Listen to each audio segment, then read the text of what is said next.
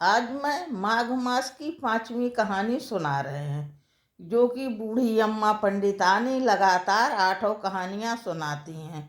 उनमें से मैं 5वीं कहानी आज आपको सुना रहे। मेरे प्रिय दर्शकों, आप लोगों को अच्छी लगे पीपल पतवारी की कहानी तो मेरे सास बहू चैनल को लाइक कीजिए, सब्सक्राइब कीजिए। तो एक गांव में एक अम्मा कहानी सुना रही हैं, लगातार 8 कहानियाँ सुनाती हैं माघ महीने की।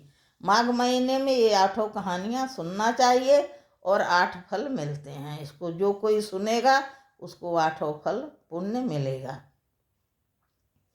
तो बताती हैं अम्मा कि माघ महीने जो बहनें माघ मास नहाती हैं, पूजा व्रत करती हैं, पीपल पतवारी को ढारती हैं, जल देती हैं, घी का दीपक देती हैं, रोली चावल चढ़ाती, फल चढ़ाती, मिष्ठान चढ़ाती, सब कुछ चढ़ाती और निर्मित पीपल की पूजा करती हैं। तो एक बहू जो थी, उसकी सास उसे दूध दही बेचने भेजती थी कि दूध दही बेचकर और पैसा ले आ, जिससे घर चलेगा। तो वह बहू दूध दही बेचने जाती है।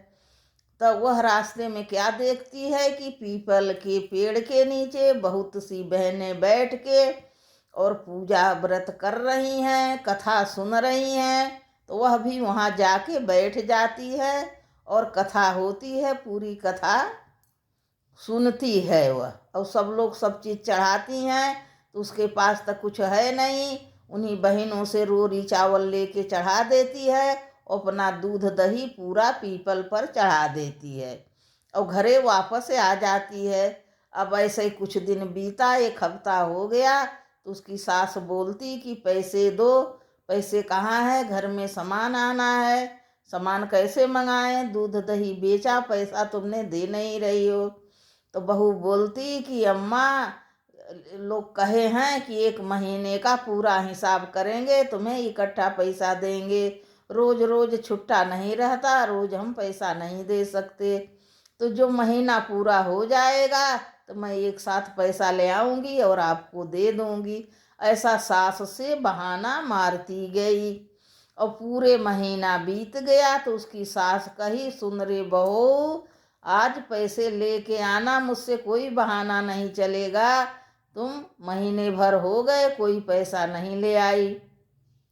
अब वो दूध दही लेके गई और पीपल के नीचे बैठ के और लगी रोने कि हे पीपल पतवारी महाराज, मैंने तो सब आपको चढ़ा दिया, मैंने कहीं बेचा ही नहीं है, तो पैसा किससे मांगने जाएं। और मेरी सास घर में रहने नहीं देगी। और सवेरे से बैठे बैठे रोते रोते उसके पूरी शाम हो गई, रात हो गई और वह घर लौट के नहीं आई, डर के मारी कि मेरी सास मारेगी, वो पैसा मैं कहाँ से लेके जाऊं। तब पीपल में से पीपल पतवारी देवता निकलते हैं और कहते हैं कि क्यों रो रही हो। तो सारी हाल बताती है। तो पीपल देवता कहते, पैसा तो मेरे पास भी नहीं है, लेकिन तुम अपने घर जाओ, रात हो गई और नहीं जाओगी तो लोग चिंता करेंगे और सास और डांटेगी। तो तुम ये जो कुछ पीपल पत्ता चढ़ा हुआ, फल फूल पात जो कुछ चढ़ा है मेरे पर, सब बटोर के अपने घड़े में भर के और ले जाओ, अपनी सास को दे देना।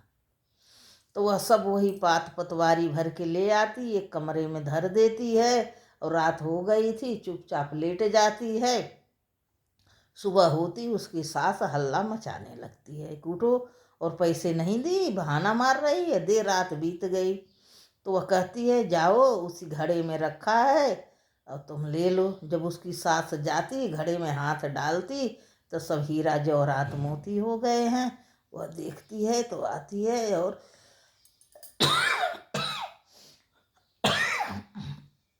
अपनी बहू से कहती है, अरे तुमने कहाँ से चोरी कर ले आई, इतना हीरा जवाहरात कहाँ से लाई, और राजा के सुनेंगे तो उसके दूत तुझे पकड़ ले जाएंगे, मारेंगे और घर की बदनामी होगी और साथ में मेरी भी बदनामी होगी, मुझे भी चलना पड़ेगा। तुम कहाँ चोरी करी, ऐसा काम क्यों करती हो, तुम आजकल बड़ी बिगड़ी बिगड़ी रह रही हो, महीने भर की जाने कहाँ जाती, सब दूध दही का कर दी।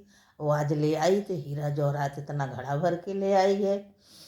तब वह बहू सारी कथा सुनाती है कि माँ जी मैंने कहीं चोरी नहीं की, मैं कहीं बेचने नहीं जाती थी, सब बहनें सखियाँ पूजा करती थी तो मैं भी वही पीपल पतवारी की पूजा दूध दही उन्हीं पर चढ़ा देते थे, तो पीपल पतवारी महाराज हमें दिए हैं। तब उसकी सास खुश हो जाती है और कहती है आज से हम दोनों पीपल पूजेंगे।